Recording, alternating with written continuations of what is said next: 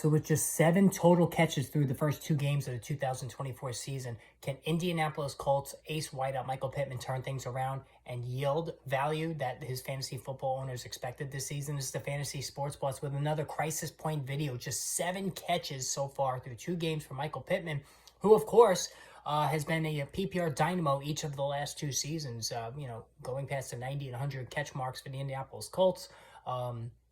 Always been light on touchdowns, but certainly solid yardage and reception totals that have made him very, very appealing as a low-end wide receiver 1 in PPR leagues, and more ideally as a top wide receiver 2. But this season, just 7 catches through 2 games. But can he turn things around? Now, as far as me personally, I have no shares of Michael Pittman. I did not chase him. I thought he was overpriced this year. The reason being is that his quarterback, Anthony Richardson, as dynamite, of an athlete as he is in the total package when it comes to a fantasy quarterback, he's less than 50% completion rate this year, all right? And he has literally thrown 1 red zone target to Pittman.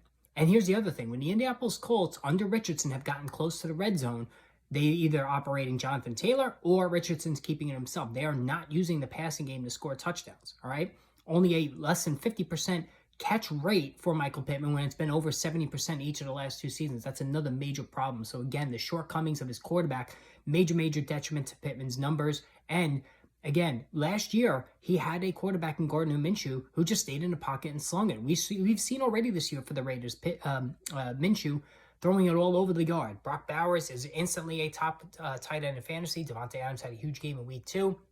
He just wants to throw it. Anthony Richardson's more interested in running sometimes than throwing it. And when he does throw it, he's not accurate. And they're certainly not throwing to Pittman, who's never been a big touchdown guy in the red zone. So these are all major problems for Pittman.